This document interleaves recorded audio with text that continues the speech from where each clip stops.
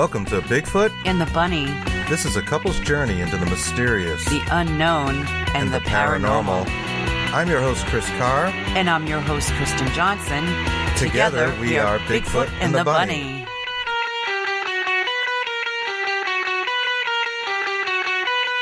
Welcome to another special edition of Bigfoot and the Bunny.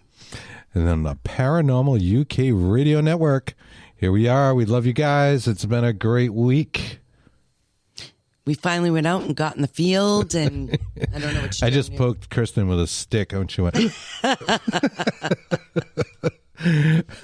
get with the program. Hey, woman. I'm the bunny, so you better run away, run away. Yeah, that's right. We're Bigfoot and the mother bunny. So, yeah, you know, we had a good week, and we actually got out, did a little investigating. We did a little trial run for a place we want to do a sort of mini documentary thing, but we don't have all our ducks in a row, so I don't say too much about it. But basically, we were out testing out our camera. We got over the winter and see what it looked like, and we did actually capture some paranormal data. We did. Data we feel is at least paranormal. We'll let you guys decide. Absolutely. We'll get into that, and then we also have an interview with our friend Kris Newby. This was a really great interview. Yeah, it was.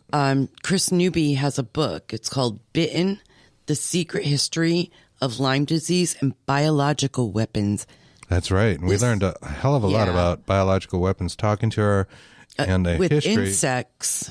With insects, yeah. And other things as well. She was also the senior producer of the Lyme disease documentary Under Our Skin, which premiered at the Tribeca Film Festival and was a 2010 Oscar semifinalist. So yeah, she's knows what she's talking about, and we had a great time talking to her. So sit back, relax, let's get this mother rolling.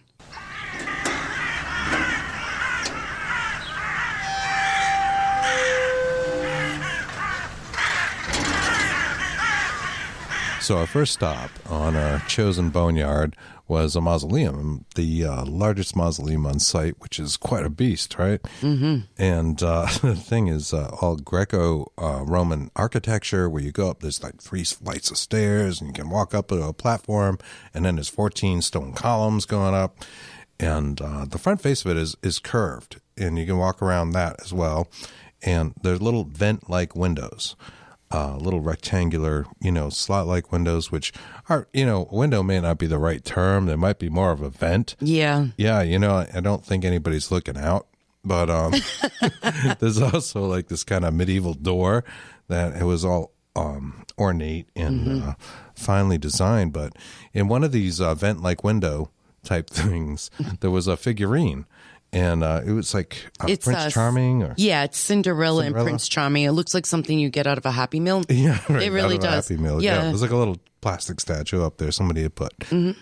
And I was asking Kristen to peer in and just grabbing the shot of that. I think the clip in its entirety is only 37 seconds long. Mm-hmm. Let me play that. Just 2 things to listen for in this. There's something that sounds like it's saying, in a tree, hung. In a tree, and you hear it repeat over and over. Now, this is where we kind of get into pareidolia, because right? It's so strange. It's nature sounds. It is. We don't know how to explain this clip very much with the background noises in parts of this, but it's really strange, like Chris said. I would just simply write it off as pareidolia, but it repeats, and it repeats in a fashion that I don't know if it's like a bug or a bird or something that's going in a tree, in a tree. But it's like something you might hear, in nature. What makes it odd is the voice that says hung after and repeats. And it's clearly like a human voice. It is. We couldn't explain that away. There is like a neighborhood surrounding this particular cemetery, and we're taking all that into account. There's dogs barking and, there's cars going by and things like that. But, I don't know. This seems like, almost like a boy's voice, a little boy going, hung, or teenager. Teenager, like yes. Yeah. At the very end of the clip, right, about 30 seconds in, it makes this kind of like swooshing sound you hear from the cheap mic on the camera, which, we're not going to actually be using, but seems to feed the EVPs, if you will. Sure. Well, you hear this voice go, "I want Kris." It's really creepy.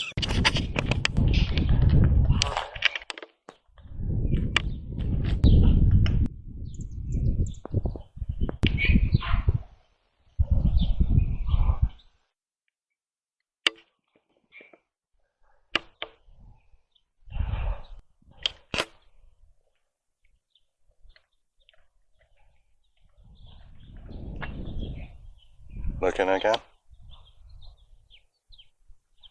It's a good shot. Touch over some. Yeah. I do. And here's what this totally creepy clip sounds like, slowed down a little bit.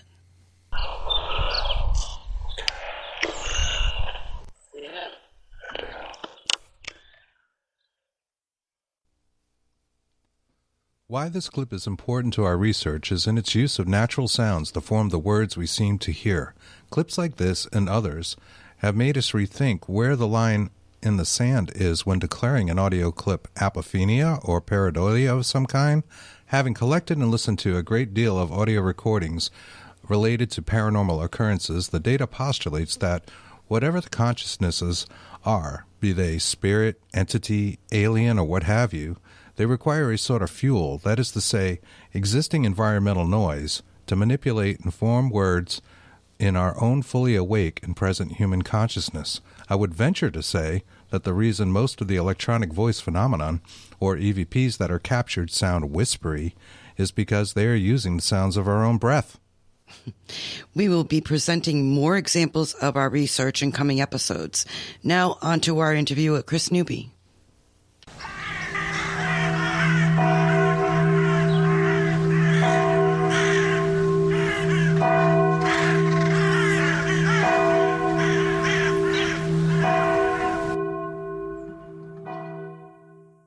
Kris Newby uncovers the mystery surrounding one of the most controversial and misdiagnosed conditions of our time, Lyme disease, revealing the man behind a secret role in developing bug-borne biological weapons and raising terrifying questions about the genesis of the epidemic of tick-borne diseases affecting millions of Americans today.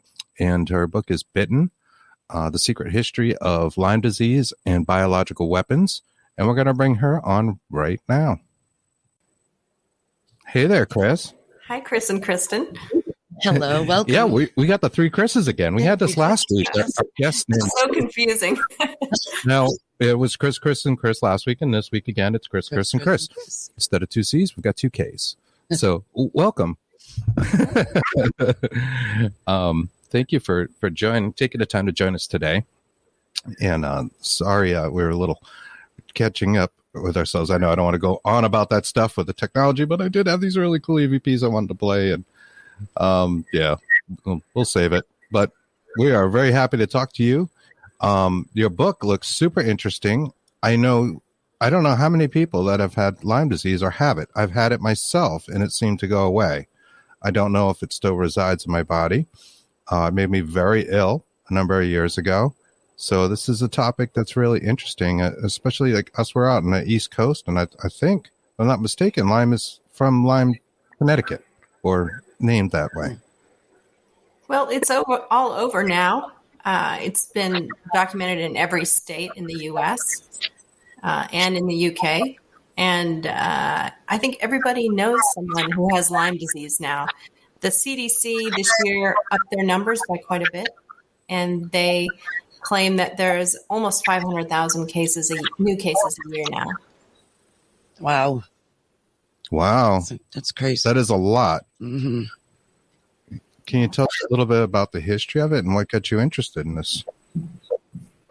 Well, I was a science and tech writer in Silicon Valley, and I never imagined I would be an expert on ticks and biological weapons. But what happened was, in 2002, my husband and I took our two boys and went to Martha's Vineyard on a great vacation. We came back to California, and I would say a week later, my husband and I were sicker than we'd ever been. And that started this journey of illness that took a year, 10 doctors, and $60,000.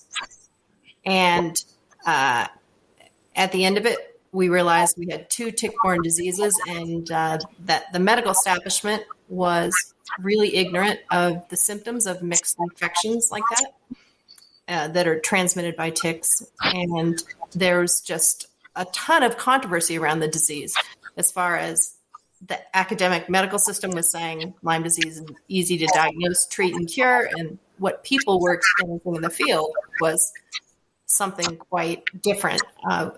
A really more serious disease, harder to cure with one antibiotic, and sometimes people going on and getting really chronically ill. Wow.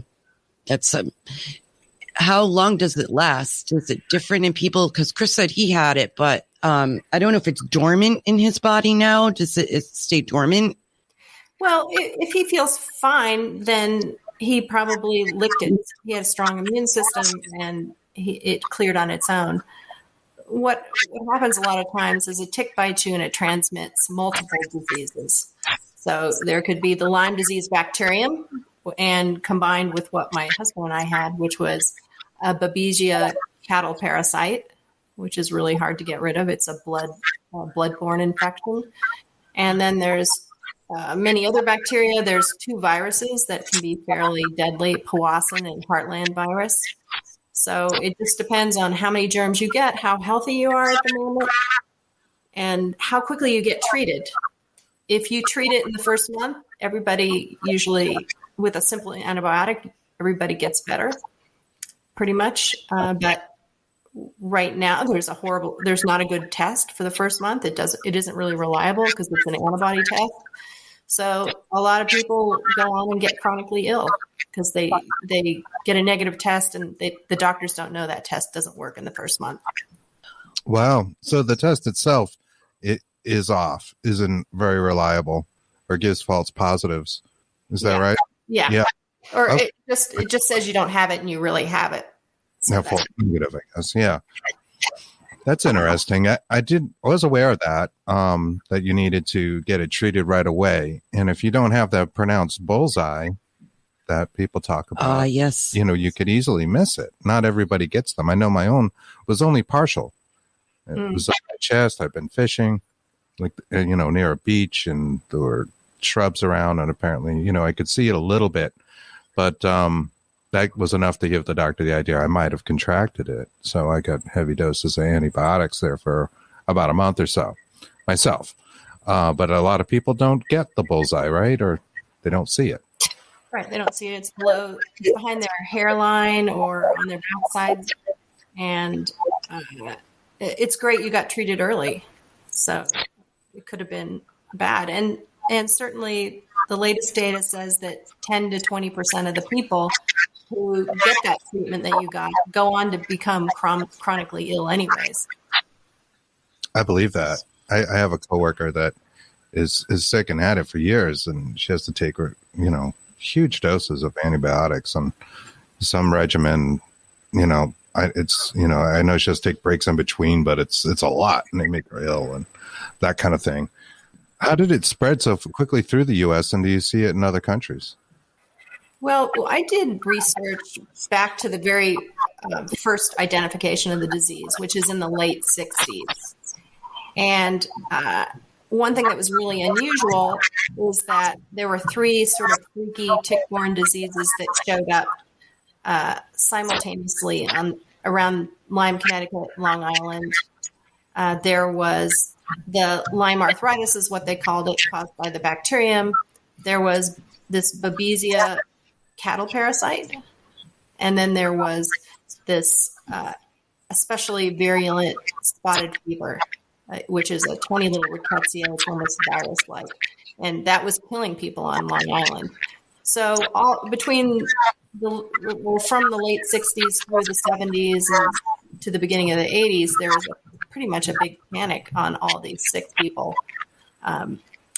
in that area. And eventually they called in, Yale started investigating it. The CDC investigated it. Eventually they called in Willy Bergdorfer, who was an NIH scientist in Montana. And he is the one who identified the bacteria for the first time. And that's the story of record, that all the sickness was caused by this one organism. But when I started investigating the backstory of Lyme disease, I interviewed him, and the shocking thing he said is that he believes that there was another organism that was making people sick or contributing to this outbreak, and he was told to cover it up. This was in the late 70s. And so that was sort of the launching point of my book, Bitten, and I spent 5 years sort of confirming what he said, which was, hey, I know I'm celebrated as a hero of discovering this disease and figuring out how to cure it, but I worked in the biological weapons program in the U.S. for 20 years, and I think this outbreak that I identified was a result of the work we did in the biological weapons program back in the 50s and 60s. So that was. Do you know how they started with the making that a biological weapon? Did they? I don't know. Did they? What are the origins of that, and why do you think so? Yeah, it started in World War II when the U.S. and the Russians split the rocket scientists and the biological weapons scientists. So the Russians took part of the rocket scientists. We took Werner von Braun. We launched the nuclear program here, the Manhattan Project. And then at the same time, we launched a biological weapons program that was almost as large as the Manhattan Project and just as secretive. And then we interrogated the Germans who worked on biological weapons and the Japanese. And they had pretty advanced programs, and we learned from them. We got a big infusion of funding around 1951, and that's why Willy Burgdorfer was hired from Switzerland, on the German border of Switzerland, to come and work on biological weapons. And wow, I didn't realize Japan had a biological weapon program. Yeah, it was pretty diabolical against the Chinese. And it's interesting and pretty controversial that the Germans, biological Nazi weapons people, a lot of them were convicted under the Nuremberg trials, but the Japanese generals, et cetera, and scientists got a get out of jail card, and many of them were brought over to the United States to be part of our program. Right. And most people are familiar with the rocketry program and that sort of things, but biological weapons is not something I've heard brought up very often. I also find it interesting, you noted that it's been around that long. You know, we never heard of Lyme disease when Kristen and I were growing up. And I mean, we both spent a ton of time in the woods growing up, and that was like the thing to do. Children of the 70s and 80s, you're just, get out the door. We'll see you when the streetlights come on. Yeah. And, you would spend a good deal of time, if you had woods available to you, in those woods. And, getting a tick bite was not a big deal.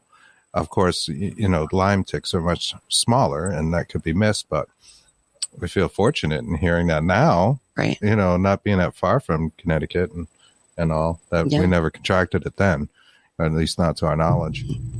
Well, I was the same way. I was playing in the woods, etc.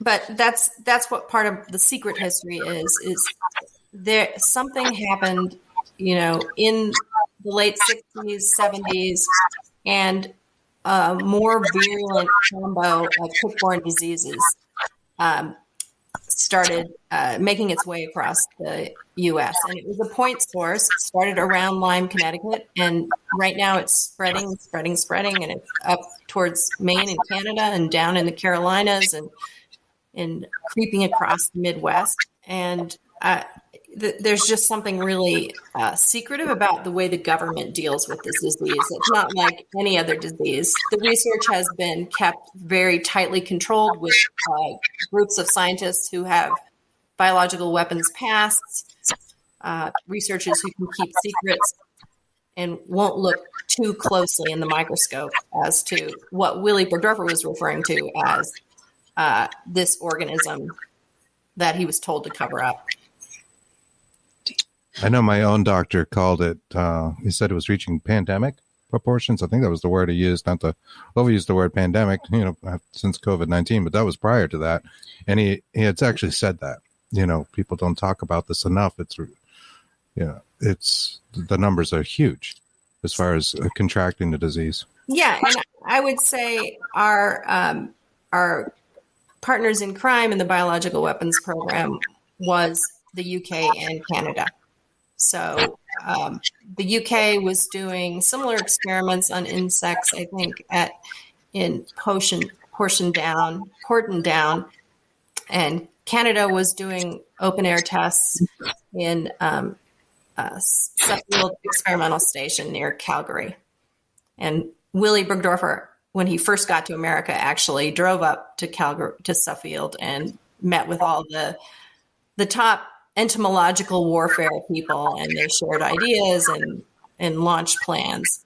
So the program started in the 50s with putting germs inside of bugs and dropping them in anticipation of dropping them on enemies. So they would put plague and fleas, Venezuelan equine encephalitis virus in mosquitoes, and then Willy Burgdorfer, his specialty was stuffing various diseases in ticks.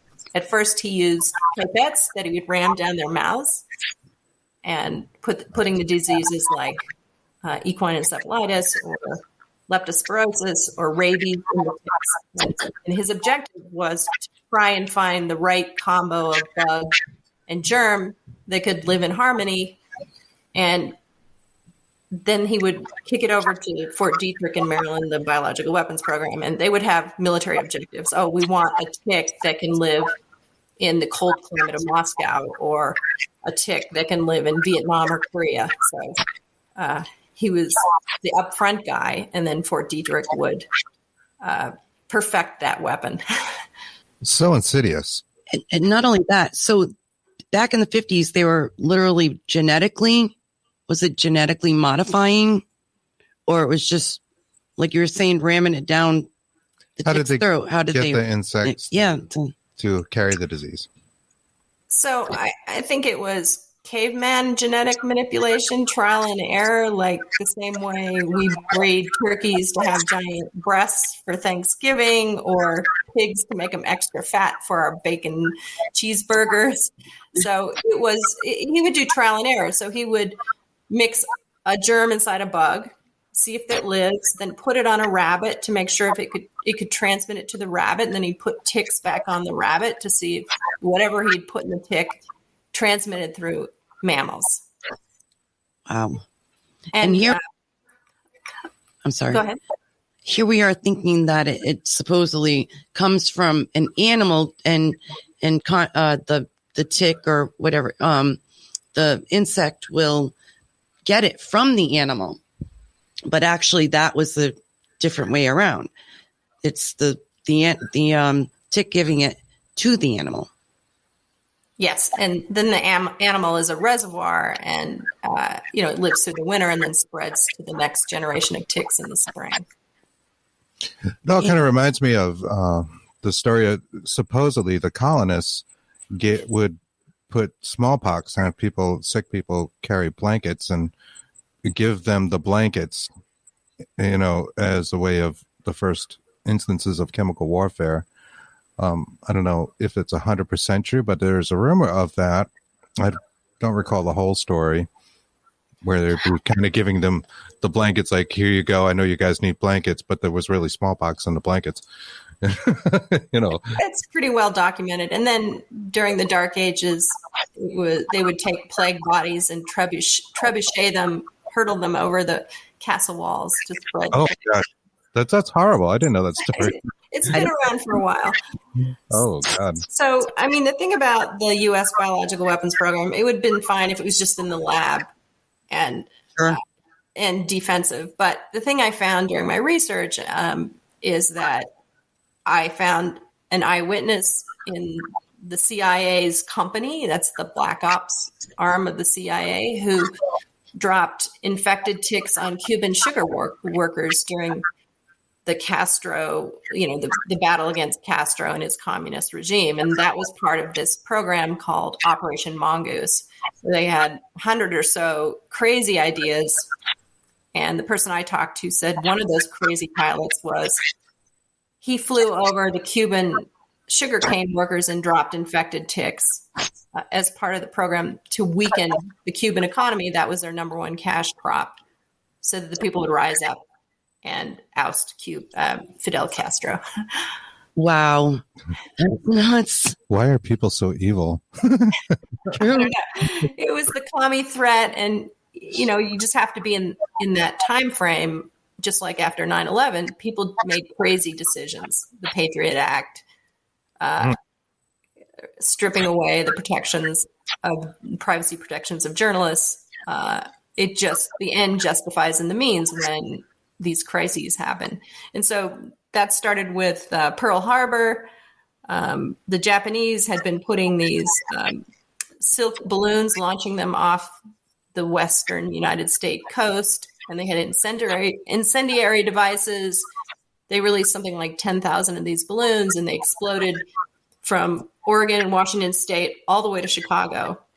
And at that time, the U.S. thought, oh, they're going to put plague on those little balloons. They used it against China. Why not us? And so that's really one of the reasons that the U.S. Congress funded them to launch this huge program. So many shocking things. So did you learn all this while you were researching the Lyme disease? Is that how you became? Well, I started out, it became my favorite disease when my husband and I got it, and it became a matter of survival to learn about it. I launched a documentary called Under Our Skin. I teamed up with a really talented director in Marin, and we spent 3.5 years filming all the experts and patients. And really that was the first documentary that covered the patient side of the disease, how it's so different than what the experts say it is. And I went into the politics and sort of the greed in medicine at that time that the U.S. Congress had just launched this new law that said researchers and their institutions, including government institutions, could profit over on their research. So if you develop a test kit or a vaccine, you can get royalties for that if you worked at the NIH or the CDC or a university.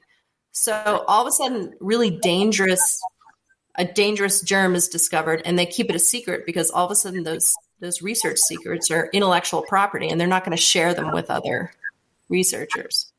Wow. So what was great about COVID is it was such a big crisis that scientists shared again. Right. Though I understand there was a lot of sharing between the Chinese scientists and the American globally. Just the science seems to share a lot of the information globally, and that was always good to hear. I didn't realize there was such a business behind it. Was that the thing that surprised you the most in researching this? Yeah, in the beginning for the documentary, which is Under Our Skin, and you can watch it on Amazon Prime now, and it was a shortlist on the shortlist for the Oscars in 2010. Wow. Surprising for a disease film. So it's pretty dramatic. So yeah, it was really shocking. So the one of the scientific officers at CDC in Fort Collins, she had patented a test kit, and she had her salary is public record. It was about $130,000, and if this test kit took off, and I don't know the profits of it, she stood to earn $140,000 a year in royalties on that test kit. And unfortunately, that patent is expired now, but it's not a very good test. Just like CDC launched the first COVID test, and it wasn't very good. So these CDC people were in the position to recommend the test. They were profiting from it, and it wasn't a very good test. So it was a super bad decision. And now most of the new tests that they're researching now are based on that flawed technology in the beginning. And that's bad. Absolutely. Yes, it is. And you're absolutely right. The fast test for COVID is, almost 50-50 anyway. Sure. Right. So it's not that great. Yeah. And so that was my first sort of shocking revelation when I was researching Lyme disease. There was always these rumors of there being a biological sinister story behind Lyme disease. Michael Carroll published a book about Plum Island, possible leaks from Plum Island, which is called Lab 257. And that on Plum Island, that was where they were doing the anti-animal and anti-crop research. And when I started digging into Willy Burgdorfer, all his personal lab notebooks and files that he released to an archive in Utah, I had access to information that no one else had. And there you could see how he was forced to rewrite his discovery article to hide the presence of that other organism that he thinks might have been released from a biological weapons accident. And he also released a lot of his secret experiments that he did at Fort Detrick when he was working on bug-borne weapons. Wow. That's insane. Well, I guess the big question here too is how are you and your husband? Did you get over it? Has it continued to plague you, so to speak? Well, we had the disease a year undiagnosed with 2 serious and sometimes deadly tick-borne diseases. It took us maybe a year to feel human again, and after we were finally diagnosed, after a year. And we were with a Lyme specialist who knew how to approach the complicated disease that results. And then it was another 3 years where we could be back to normal. So I finally had to go on intravenous, a cocktail of intravenous antibiotics to be totally cured. My husband didn't go on IV, and so he's had a couple of relapses, but he's good now. Wow. Well, that's good to hear. It's really good to hear, but goodness, it took so long. Yeah. Yeah. And I know people can live with it for years and years or never really get over it. Yeah. So with the cover-up, has the government taken any accountability for it? Any accountability for the biological weapons? No. Yeah. Nothing. Absolutely not. The government still won't admit that the disease can go on to be chronic and that many people have to be on antibiotics for life if it's a really entrenched disease. This is despite a growing body of scientific evidence that says you can treat someone with the 2 to 4 weeks of doxycycline that CDC and NIH says, and there will be live spirochetes hiding out in your body, and there's been a lot of pressure to not treat longer than that with antibiotics. Threats to doctors who use long-term antibiotics. Their licenses have been removed. They've been sued. They've been kicked out of insurance systems. So it's really sort of strange for a disease that can be cured with common antibiotics if they're intelligently administered. And the government is throwing doctors under the bus who treat this way. Do you think it has anything to do with our healthcare system and Big Pharma? Yeah. Yeah, it is a really complicated set of things that went wrong for the patients. One thing is we have a bad test. That means a lot of people are going to be missed and get chronically ill. That means it's a really expensive disease to treat once you have to put someone on IV antibiotics. You have to put a port in their arm or in their heart. Mm-hmm. You have to have a nurse come in every week to clean the lines. You have to have a licensed phlebotomist who apply little bags of drugs to someone. And when I had it was a $60,000 a year endeavor to have IV antibiotics. And so the insurance companies, I was reading a transcript from Empire Blue Cross of New York, and they were wanting to go IPO, their HMO, and so they wanted to reduce their costs. But they went along. They went along with the few scientists that says Lyme can't be chronic, and so they would deny treatment for people who had chronic Lyme disease. So you'd get your 2 to 6 weeks of antibiotics. If you weren't cured, you could get no more antibiotics. That's terrible. And you would go on to have all sorts of complications. So it was financially in the insurance company's best interest to say, yeah, chronic Lyme doesn't exist. And even today, there is no insurance reimbursement diagnostic code for chronic Lyme. Come on, that's terrible. So a lot of these chronic Lyme people, they test negative for the bad tests in the beginning. They have symptoms that are like, and they're misdiagnosed as having multiple sclerosis or fibromyalgia or chronic fatigue or chronic pain, and they're on these blockbuster drugs forever. So if the system wasn't profit-based, you'd say, well, let's be aggressive treating in the beginning and it'll save the system money. But because a lot of the big pharma makes money on these blockbuster drugs that treat the chronic symptoms, there's no pharma incentive to cure Lyme. It's horrible. How awful. How awful. And that's what we've become. True. You know, everything is about the dollar at the end of the day. And when it comes to healthcare, it's an awful, awful thing.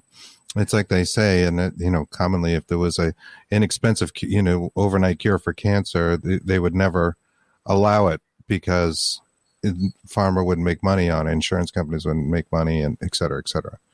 Yeah. Yeah. And there seems to be some truth to that. You know, you have to wonder.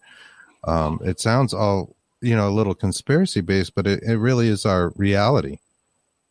Yeah.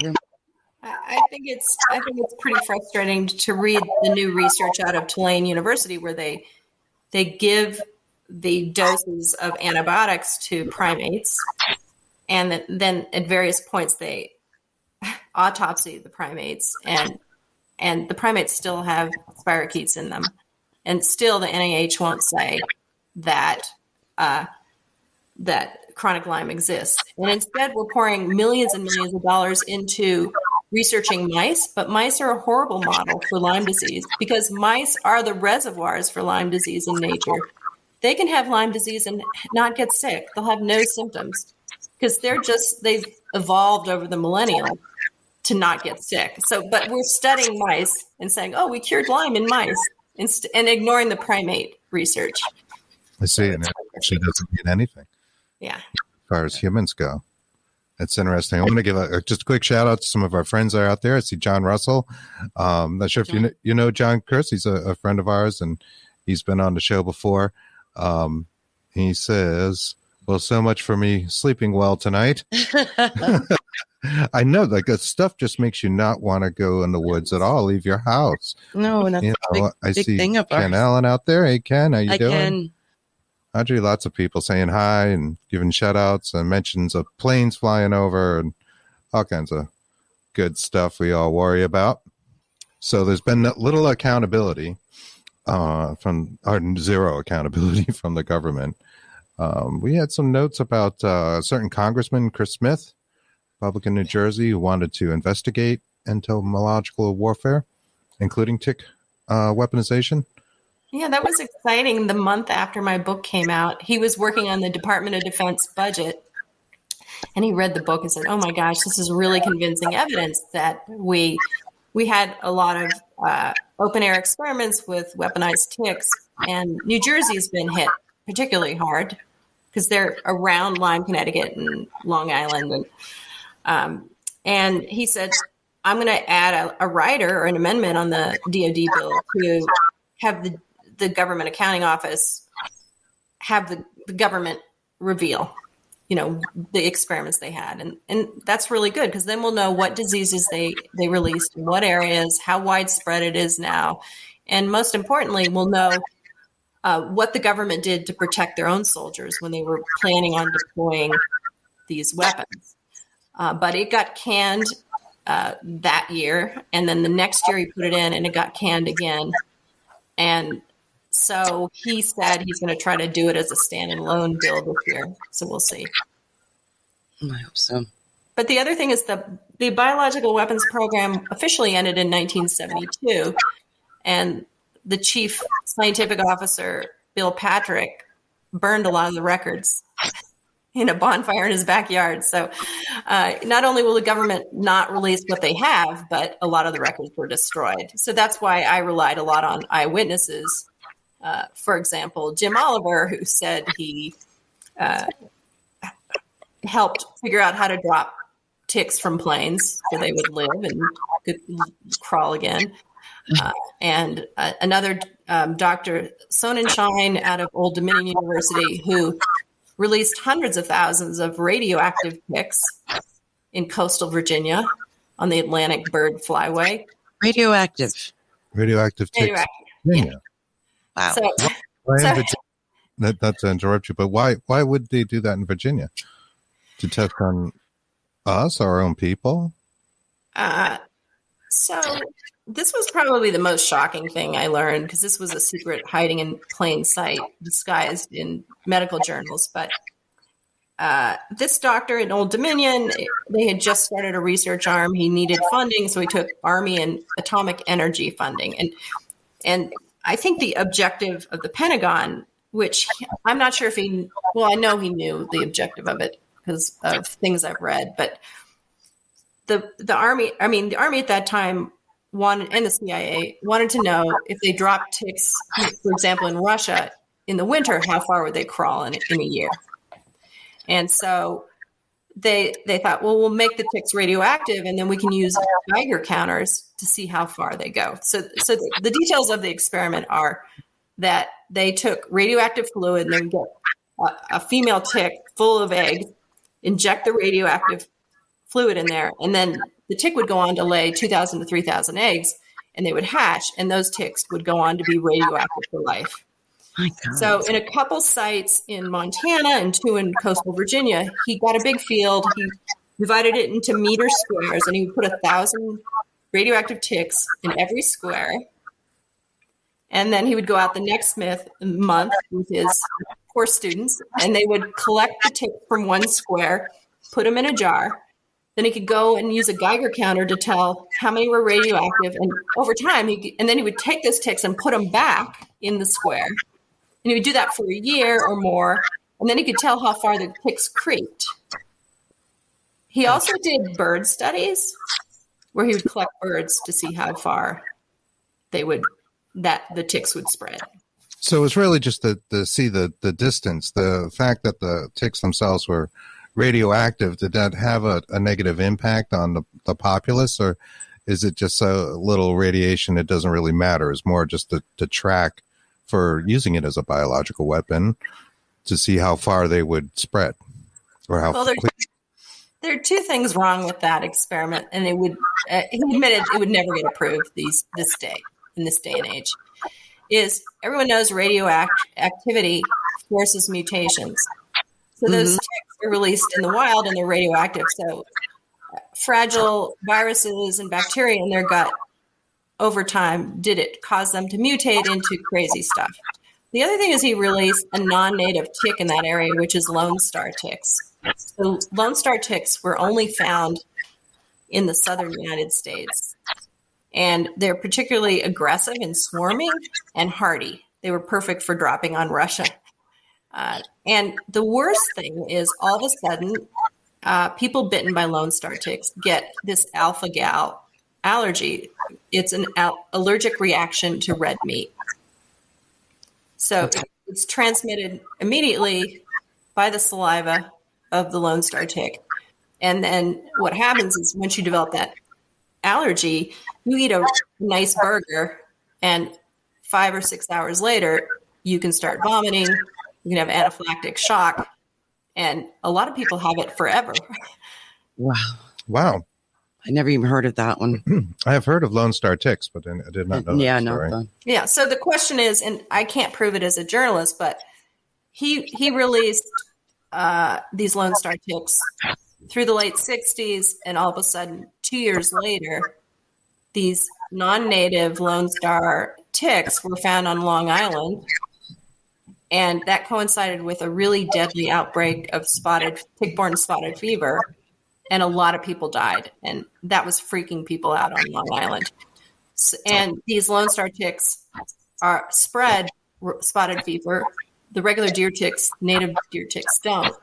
So to me, it seems pretty logical that the hundreds of thousands of Lone Stars we released were carried by birds up to Long Island, and that caused this deadly outbreak of spotted fever. Absolutely. Amazing. Amazing. So I interviewed some tick experts in the Midwest. I mean, they're some of the best of the best. And like one of them, she's German. She says it in this German accent. Well, he didn't release those ticks that were radioactive, right? And I said, yeah, they did. She goes, oh my gosh, you could never do that now. Wow. Yeah, it's so crazy. I'm wondering about the long-term effects now that it has after them mutating for so many years now. And I wonder, like you were saying, it's mutating, and plus it has, maybe they could have other things, the ticks, with on top of it, different kinds of, not just radiation, but something else. Multiple diseases. Yeah. So I'm wondering if it bites, like you were saying, like a cow or something. I wonder what the heck all these long-term effects are having on people itself. Yeah, and maybe getting into the food supply, right? Exactly. I mean, when we were children, people didn't talk about E. coli. They didn't talk about salmonella. I don't recall that at all. I know, as myself, I loved raw hamburger as like a little kid. But I thought it was really good. And, my parents and grandparents, I'd have no problem giving me raw hamburger. Like I would just go attack a cow or something, right, and eat it raw. But I liked it. They were making meatballs or something to give me raw hamburger, and nobody thought twice of it.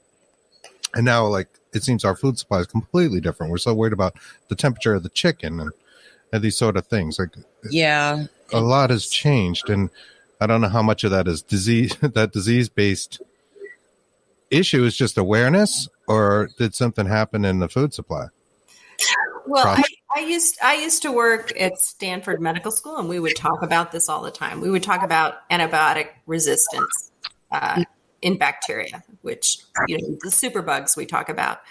And one of the reasons they're withholding antibiotics from people who have chronic Lyme is because they're afraid of fostering this antibiotic resistance. But the last time I looked into it, I think 70% of all the antibiotics manufactured in the U.S. went to our livestock. We'd feed them to chickens and every day. We'd feed them every day to chickens and pigs and cattle, to farm-raised salmon. Mm-hmm. Really? And so what happens is when you have animals squished together with having antibiotics in their feed every day, you're going to be breeding also along with the livestock antibiotic resistant germs. And then you have this thing called the hourglass supply chain. So before you'd have, when we didn't have these industrial farms, you would just go to a butcher and you'd get his cow that was in his field or whatever. Now you have these factory farms. For example, with hamburger, all that meat goes to one processing plant and it gets all munged together, and you can never trace where the E. coli came from, because it's all in one. You might be eating a burger that has 100 different cow cells in it. Is that right? Wow, I didn't know that. Yeah, so that's the danger of our food supply right now. I think since so when I did the film came out in 2008. A lot of activists have been fighting to cut back on antibiotic use in livestock. So that's getting better, I think. But the problem still exists. Yeah, we see the labels, of course, on the supermarket. No antibiotics ever. Mm-hmm. Well, what were you doing before? Free range. Yeah, right. I'm baffled with this. Of course, the idea of giving the animals antibiotics is really to treat them worse for growing them, right, larger in smaller spaces where they would get sick and clustered together and whatnot. Exactly. Yeah. I'm still baffled with the radioactive ticks, and I really am. I'm like, what are they like now? Being bred then, and how they have the effect on humans with all these other things that have been. I don't know. It's just so I call it an American Chernobyl. So Chernobyl is this large nuclear accident that happened in Russia, and that town is trashed forever. So what happened in the 60s is the U.S. did away with the insect part of their weapons because it was just too hard to keep two living organisms alive, put it in a bomblet, explode it, and have both organisms be alive. So they went to just mass producing the organisms, and many of them are tick-borne. So what they would do is they'd brew those organisms like tularemia or viruses, anthrax, in large steel vats like you would brew beer. This was in Pine Bluff, Arkansas. Okay. And then they would freeze dry the organisms and powderize them so that they could be mixed in maybe a liquid slurry and sprayed over whole cities. And they did a lot of that live organism testing in Dugway Proving Grounds in Utah. And then they did some of that testing not with the serious biological agents, but with bacteria that they thought were harmless. So they did it in the 50s all along the San Francisco Bay from Navy boats. And they said it was a harmless bacteria, but at least one guy died at Stanford Hospital. They did it in the tunnels of Pennsylvania on trucks with sprayers. They did it in the New York City subway system, again with bacteria that they thought were harmless. Okay. Goodness. And the point being to see how fast it would spread, or why would they put that in New York subways? Well, at that time, they were competing for congressional dollars, Pentagon dollars, with the nuke program, and they wanted to prove how vulnerable we are. So they called them vulnerability tests. It was mostly run by the CIA bubble that was in Fort Detrick. And so what they did was they put live bacteria in a light bulb, and when a subway, they were on the sidewalk on the street above, and when a subway went by, they crashed the light bulb with a simulated bacteria that was a close cousin to anthrax. And then they had undercover people all throughout the subway with sniffers. So they had one guy who had a sniffer that looked like a camera case. Another woman had it look like a purse, briefcase, and they had a little whirring engine in there, a fan in there. So from that one test, they said, okay, this was a bad actor, and they had put anthrax in a light bulb like this. Most of New York City would have been exposed to this anthrax, and we would have had mass casualties. So that scared the Pentagon officials, and they got more money into the program. I see. Oh. To fund the radioactive ticks. Yeah, a test you don't really want to pass. No. Wow, a vulnerability test. So why should I care about it? It's because it's affecting not just us, but our entire ecosystem.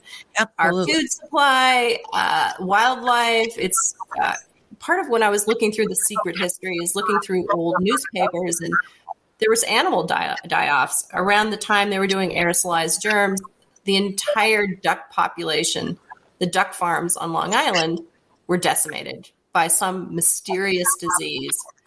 And so, has anybody seriously investigated what caused that, and was it related to the biological weapons program?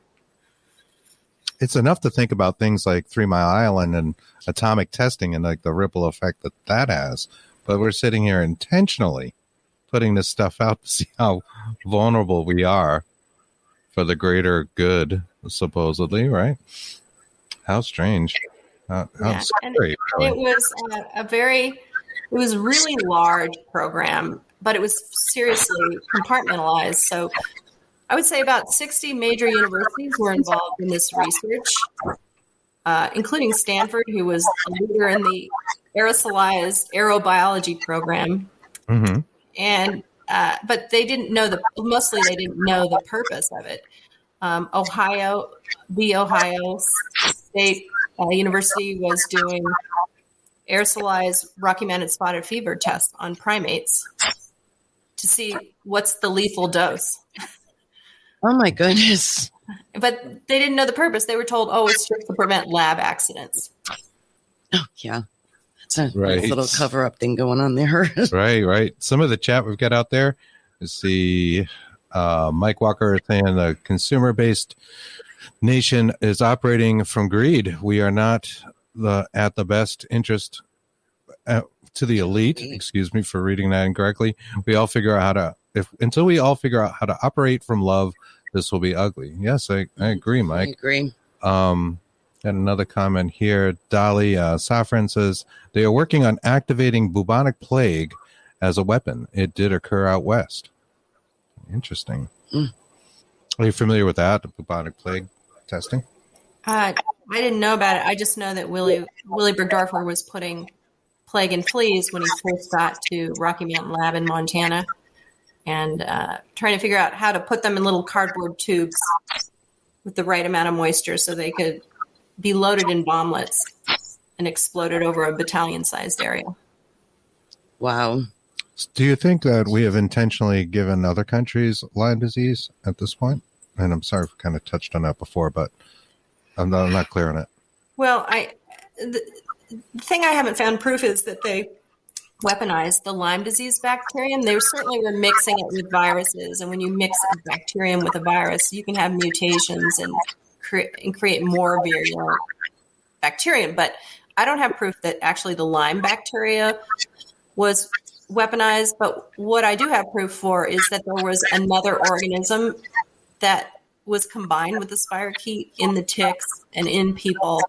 And Willie Bergdorfer said he thought that was the bad actor and that he was told to cover it up. And so that's my operating theory. I haven't found absolute proof, but certainly a weight of circumstantial evidence to prove that, including, confessions from the scientists, the respected NIH scientists who had the most to lose by saying, I covered up good science. I gave in to the pressure. Jeez. And where was that it turned up?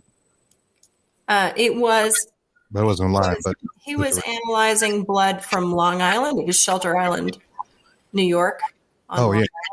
So that's where they isolated the organisms, and also around Lyme, Connecticut, all up and down that river. Right. That is what I always heard, is that it came from Lyme, Connecticut. But in talking to you, it doesn't sound like that's really the case. No. Well, I mean, my operating theory is there was some sort of aerosolized test on spotted fever organism that they thought was benign and non-disease causing, and then oops, when it mixed in nature, it was worse than they thought. Jeepers. Yeah.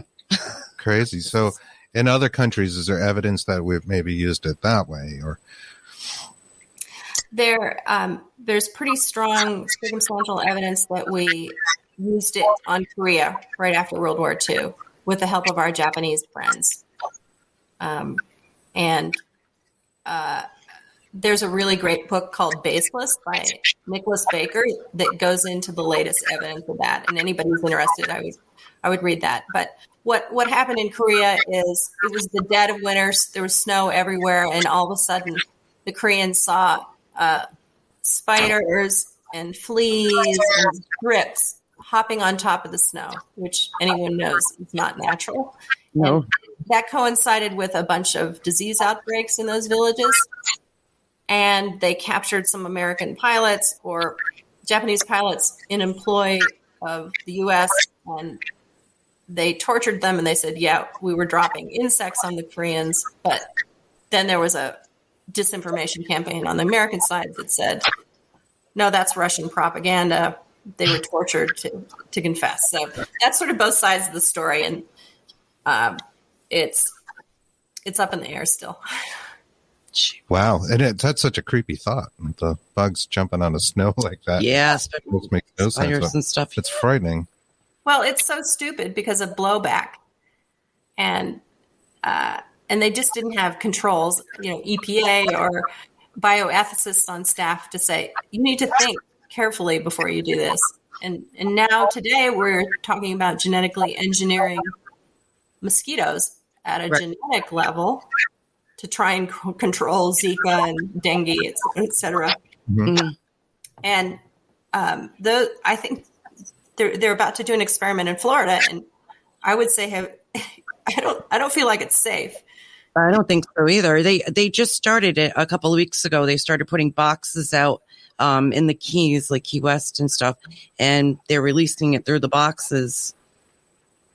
and those genetically modified ones to breed with the other ones.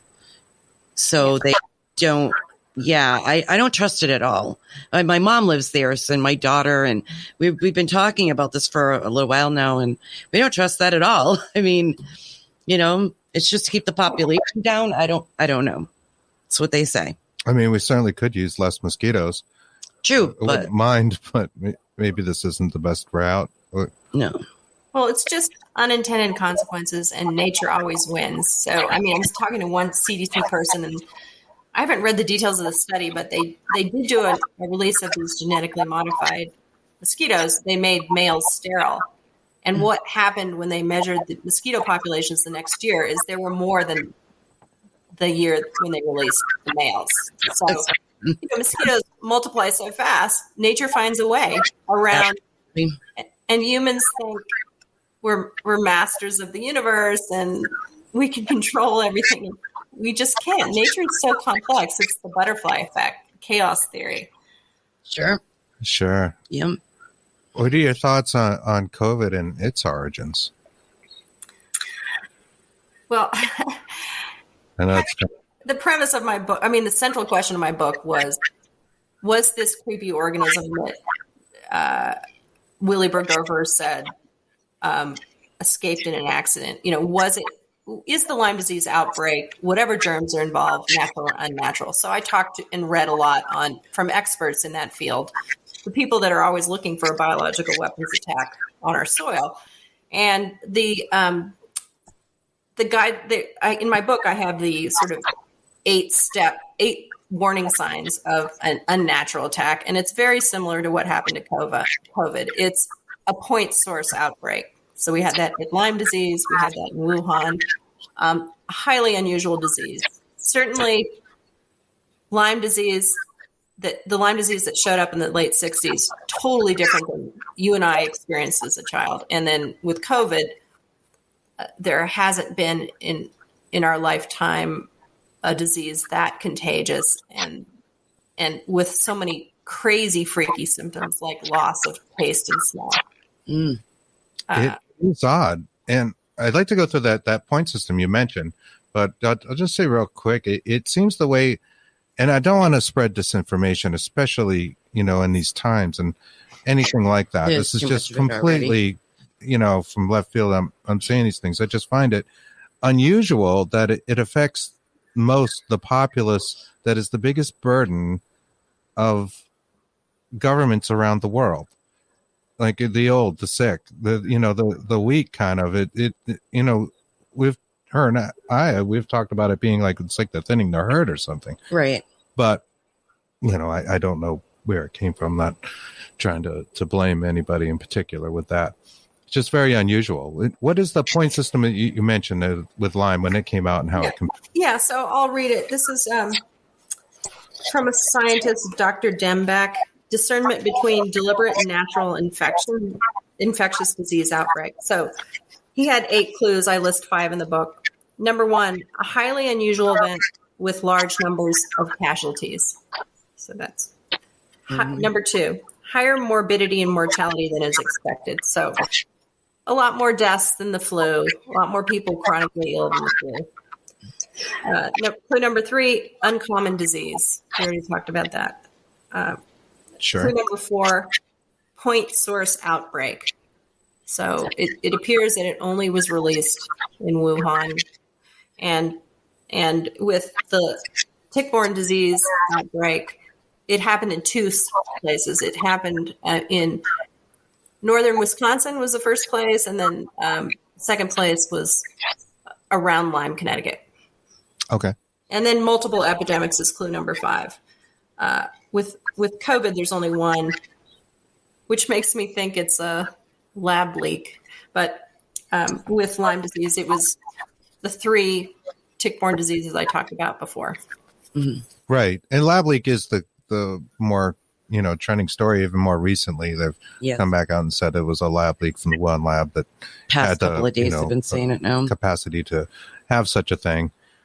But it just seems, I don't know. We're not a conspiracy show, but it's very odd to me, that it could spread so fast and like I say, thin the herd in the way it does.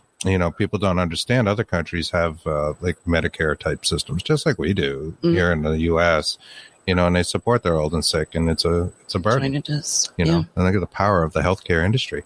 How much money do they save by, removing 20%, most expensive patients and those kind of things? It just makes you wonder.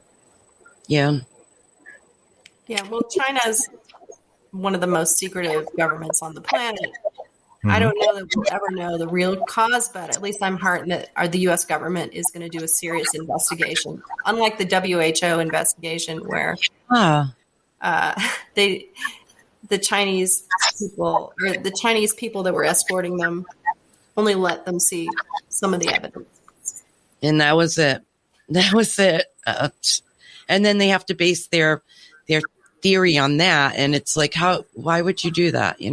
Keep investigating even more, but they couldn't. Yeah. Right. I supposedly, and I don't know how true this is, but I remember seeing on the news that we saw. So we were watching COVID like early on before it left. Started Wuhan, in November. People were making videos on YouTube and uploading them, and it seemed like the Chinese government was like chasing these people down that were trying to upload the videos of what was going on at the time. Yeah. And this would have been like November, December. It was the end of November. It was right after somewhere in there. Thanksgiving. Yeah. And it was ugly, and you could see them like, boarding people up in their homes and that kind of thing and trying to contain it. And they apparently did a really good job of the containment, but what is involved in that is terrible, a bit medieval, right? Horrifying what we saw. But at one point, I know they were saying that the U.S. on that side, just to give Americans an idea, was the cause, and we had planted it there. I mean, who's to say? Well, I don't know. They were saying that we had some kind of military exercise a couple of weeks before that, and so China's saying that the U.S. is the one who planted it there when we had at the time of the military exercises. Yeah, and looking at this data that you presented, Kris, on Lyme disease, we're certainly not always the good guy. Yeah. I know. It's shocking. Yeah, it really is. It's just sad. Well, so the thing I'd like to emphasize is I'm still a lover of nature, so people shouldn't hesitate to go outside. Just emphasize prevention with ticks. Mm-hmm. So always do tick checks. If you've stay on the trails, if you go in a tick infested area, put your clothes in a dryer before you put them on again to make sure you get the ticks that could be hiding out in there. Okay. And then if you think you have Lyme disease, there's a really good patient-focused website that you can go to called LymeDisease.org. And they have a symptom checklist. They can help you find a Lyme physician with lots of experience in your area. They can give you information on how to get it covered by insurance and how to interpret the tests. So I think that's really valuable. How do you feel about the flea and tick sprays? That the commercial tick sprays, are they safe, sort of, to use all the time? Is it worth the risk? Well, there's a range. There's the hardcore chemical mixes, and then there's more natural botanic oils. And I would go to LymeDisease.org and see what they recommend. Okay. That's great advice. Thank you. Yeah, we love nature too, but it is scary, and it is something we have to really contend with. And that's why I mentioned, when we were children, we were in the woods all the time. Like, when did this happen? But it was there, but it didn't seem to have blossomed as much as it is now. Yeah, I would say it started becoming a real problem maybe the mid 70s.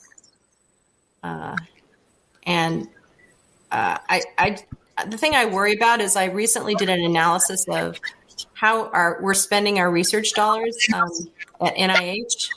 Mm-hmm. And I looked at from 2015 to 2019.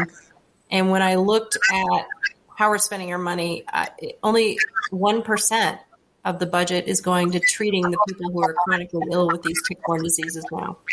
And that was sort of a surprise. And then I was surprised at how much money is going to basic research. So that's research in Petri dishes and test tubes And when you're spending maybe 65% of your budget on basic research, that means if you find discoveries that way, it's 10 years before it reaches patients. So I think we definitely need to up our emphasis on treating the millions that are sick now, because it's like you said, it's almost pandemic stage right now. It's spreading so far. There's a doctor that said that, actually. Yeah, because he treats so many patients with Lyme disease. It's reached pandemic or plague or something. Epidemic levels. I'm not sure. I mean, there's a very precise scientific definition of an epidemic and a pandemic, and I would say the strict definition, we don't meet it, but it's a big honking problem. Yeah, right. But that is how we put it, and that's just me going for a doctor's appointment for something completely unrelated. That's not even back when I had the Lyme disease, or think I did, because again, like you mentioned, those tests weren't that reliable. It was the doctor's suspicion, and I did have some of the bullseye myself. Did you and your husband have the bullseye, or? We didn't see the tick. I found where the tick bite was. It was in the back of my hairline, and it would never heal, which is a tick bite granuloma. So I eventually had to cut it out because it would never heal. Wow. Right. And I would also add that we're finding out right now that the Borrelia burgdorferi and its close cousins mutate very rapidly, and the tests work better for the East Coast strain than the new strains and species discovered on the West Coast, California, Oregon, Washington. So a lot of those people are tested and they think they're negative, and they go on to get misdiagnosed and undertreated. So that's another problem with the test. Like that was you were saying before, with like end up being saying fibromyalgia, or they were like misdiagnosing. Yeah. Well, what is multiple sclerosis and fibromyalgia? It's not a real disease with a known cause. It's a list of symptoms. That's all it is. They don't know what causes it. It's a WTF disease. Yeah, really. I didn't know about multiple sclerosis. Yeah, I never heard about it. Fibromyalgia, if I'm saying that right. Mm-hmm. One of those kind of cloudy sort of diseases, like people just feel like a lack of energy and drawn out. There's like a lot of symptoms, a lot of pain in their shoulders, and no real thing that identifies it as being a disease. But I didn't know that about multiple sclerosis at all. John Russell's said, let's see here. I had to go comfort myself by eating ice cream cake. So yes, I think we're start itching yourself and doing tick checks. Right? Oh God, this is horrible. I'm never going to leave my house. I started itching a little while ago. I'm like, I don't know if anybody's watching this, but oh my God. Yeah. But good, John. That's one of my favorite things is ice cream cake. Send some here, please. Also mentions that this has to be combated at a spiritual level, spiritual healing, etc. And what do you think of just that, of healing yourself, working through natural ways for the mind to heal ourself through our consciousness? I think it's very powerful. You can use the placebo effect to your advantage. Mm-hmm. A lot of times just going to a caregiver, well, I would say there's a huge stigma with Lyme disease. When you say you have Lyme disease, people will roll their eyes. Oh, it's so much hype. Or you have a brother-in-law who's an infectious disease doctor and he'll give you a hard time. Don't go to those quacks or whatever. So there's a lot of stigma, and it's really discouraging. And it's what I see is the first time a Lyme patient who's been chronically ill for a long time just sits in front of a caregiver who will just listen to them and listen to their symptoms and be empathetic and say, hey, stick with me and I can get you better. Maybe not cured, but I'll get you better. And there's this immediate explosion of tears. It's such a relief. I mean, we went to 10 doctors before they treated us seriously, before they would even test us for Lyme disease. One of them, when we were 6 months into it, and we were pretty much worthless human beings. We could do, like my husband would be presenting he's an engineering director. He'd be presenting some important thing, and he was at the whiteboard doing technical stuff. And then all of a sudden he froze and he couldn't remember where he was, what he was talking about, who he was. And he turned around and looked like this, I'd seen a ghost thing, and ran out of the room. It's a loss of sense of self. You can't do the most basic things. Like I was going down a road that I go down every day to take my kids to school, and the light turned yellow, and I couldn't remember what the three colors on the traffic light meant. Oh, wow. I didn't have a good sense of space. I would hit door frames. I would be in a restaurant, and the conversations in the whole restaurant were all the same volume. I couldn't concentrate on one. So it took 9 months before they would even test us for Lyme disease. There's this mythology that it's rare. And so the first time we got to the chief of infectious diseases at our local clinic, he said, well, what I think is happening is you have a psychosomatic couples thing. That's exactly the term he used. Psychosomatic couples thing. Psychosomatic means it's all in your head. Right.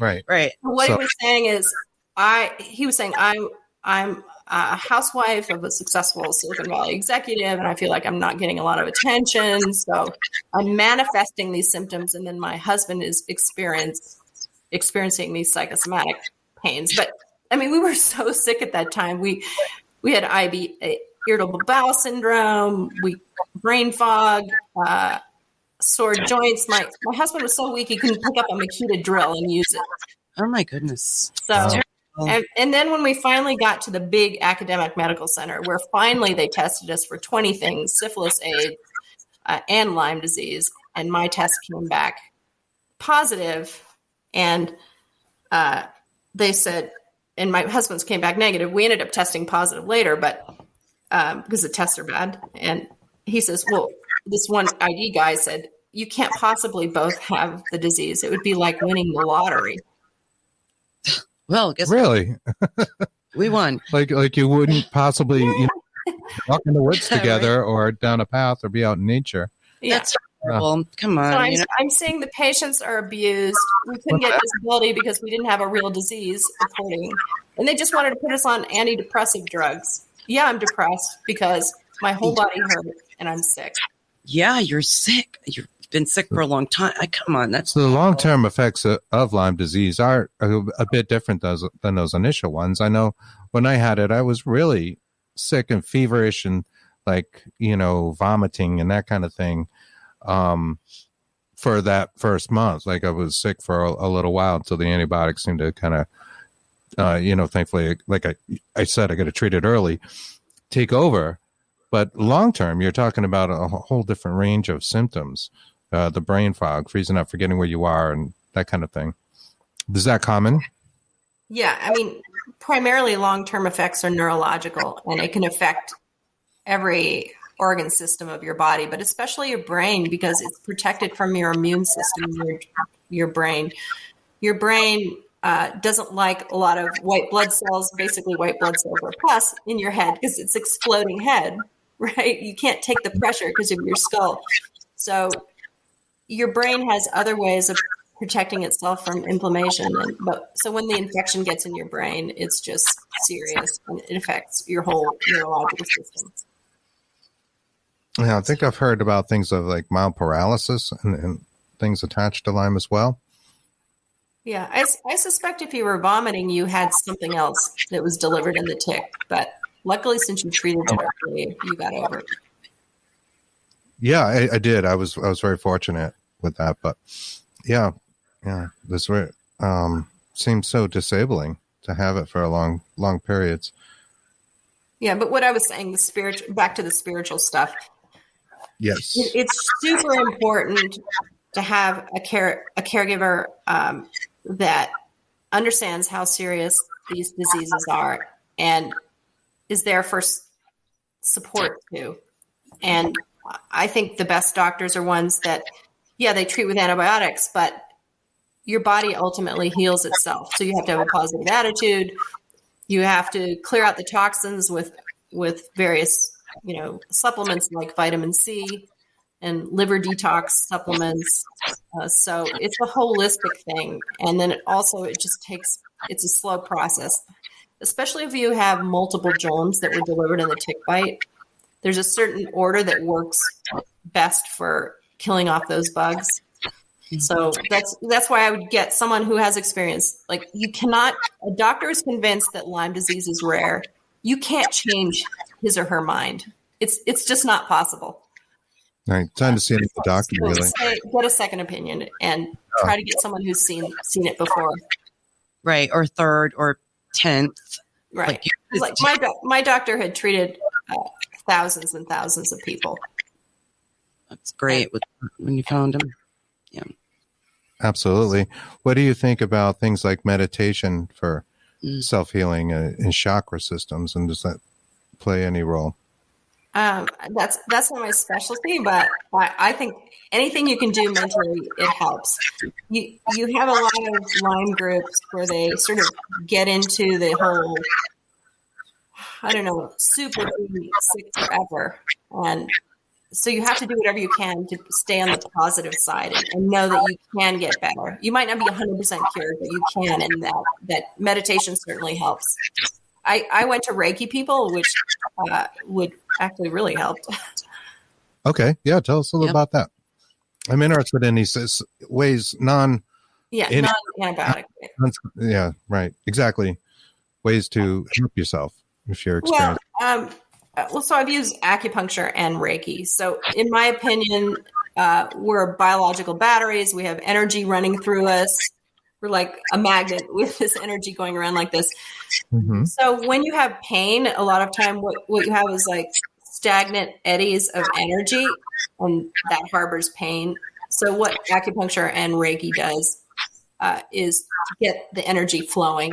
And so it helps your body clear out the toxins or the pain eddies. And it's just blockages and things like that. Yeah. And, Chinese medicine with acupuncture, it's over 3,000 years old. And I think Western medicine has really missed an opportunity by not recommending that.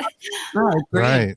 I agree with you. I've heard great stories from acupuncture. People have used it and been very successful in healing different ailments. Mm-hmm. Another thing that's not really endorsed by the Western medical system that worked for us is what you would call hyperthermia, or heating up your body. Because one thing the Borrelia bacterium and the Babesia parasites do is they somehow control your body so you can't have fevers anymore. And, the value of fevers are they kill a lot of the organisms who have a very limited temperature range. So we would once a week during our really bad sickness go to a dry sauna, and that would make us feel good for a couple days.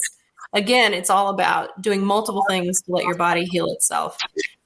There is a more formalized hyperthermia that's done in Germany that is against the law here. And some people have said that's helped them. How does that work? Yeah. Can you explain it or no? Yeah. It's just, you have this little body sauna. It looks like a body bag, a body sauna, and they heat you up really, really high under a doctor's supervision. Some people have died of it, though, so you really have to have someone. A little careful with that. Yeah. And then I would say Borrelia burgdorferi is it's a close cousin to syphilis, which is a spirochete too. And back before antibiotics were discovered, people will get syphilis. People will get syphilis, and they would go to Costa Rica or someplace that had malaria and try to get bitten by the malaria mosquitoes, because they would have a horrible temperature, and that would kill the syphilis. Wow. I've never heard of that. That's interesting. Yeah, very interesting. Certainly no one would recommend that now, but if you had really late-stage syphilis, you would do anything to get rid of it. Sure. Enough people realize, but syphilis, at one time killed people. They didn't just go to the doctor and get a shot for their head.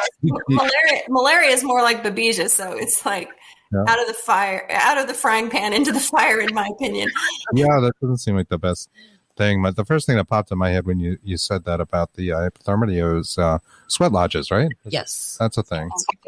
Yeah, or Finnish and Norwegian saunas. I think up in the Arctic Circle they have they have a saying that's something like about saunas. If you can survive the sauna, nothing else can, or something like that. As far as bacteria, that's interesting. It's interesting. I actually never thought about the fever being a way of almost boiling out to kill the infection. Yeah, I never thought of that either. But I guess that is why. Fevers are good, so that's why if the fever isn't dangerous, sometimes it's good to have a medium kind of fever to kill whatever's attacking you. Excellent. So, the documentary, and it's Under Your Skin. Is that the name of it? Under Our Skin. Yeah. Under Our Skin. Under Our Skin. It's on Amazon. On Amazon Prime. Which so you can watch it for free. Right. Yeah, I talked to the director yesterday. I said, your film is still, is helping people. I get calls at least once a week saying, "Oh, your film saved my life," which is great. Nice. We released it in 2008. Wow, that long. I didn't know that. 2008. Yeah. Well, amazing. Pretty great. And of course, the book is Bitten: The Secret History of Biological Weapons. Mm-hmm. And I'm sorry, Secret History of Lyme Disease and Biological Weapons. Is that also on Amazon? And where would people get that? It's anywhere you buy books. And there's a Kindle version and an audio version. And of course, I like to support independent bookstores, but Amazon's easy. Yeah, it is. But I agree with you. I love it. I miss bookstores. I remember there were so many more bookstores growing up than there are now. So it's nice. It was nice to go on and peruse things. Peruse the aisles. John Russell brought up a comment. I don't know if you saw it. Oh, John says, going to buy that book. And Kris Newby is amazing. If you like the topic, I would buy biological weapons. I would buy, it doesn't have as strong of a story because I wrote my book as a narrative nonfiction. It's sort of a Cold War thriller, but if you want to learn more about how ginormous the biological weapons program is, by Baseless by Nicholas Baker. Baseless, yeah. This is something I had no idea they were, inflicting our own public. Yeah. Vulnerability testing is really a creepy subject. Yeah, it is. Yeah.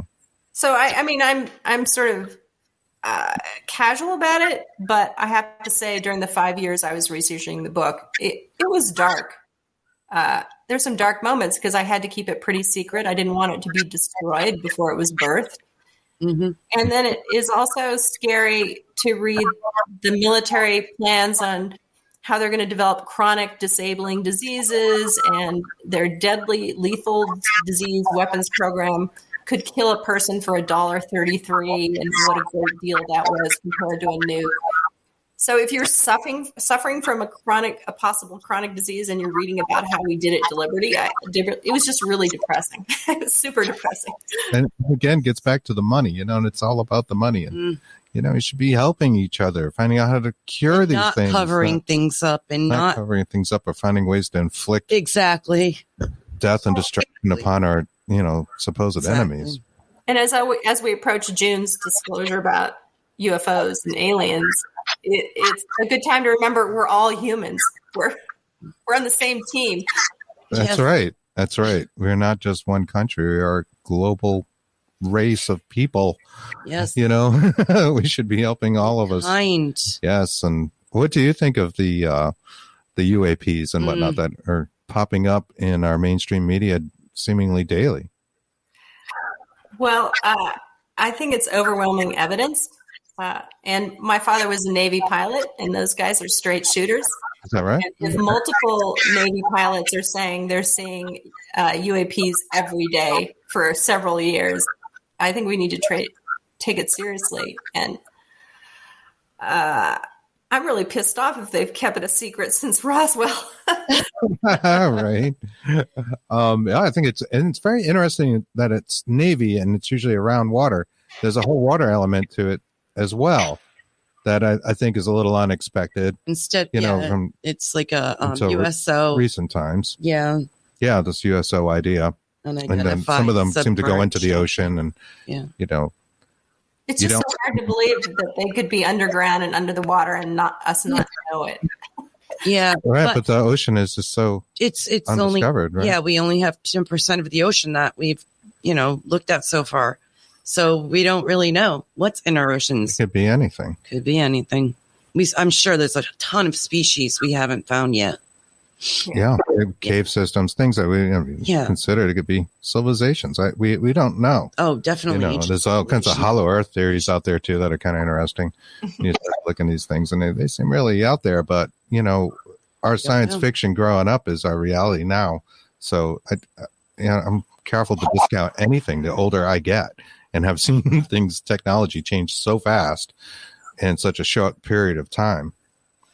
So there's a lot of speculation on why they're disclosing it now, but I think part of it is because every one of us has a camera with us now. It's harder to cover it up. It's harder to say it's a weather balloon. That's right.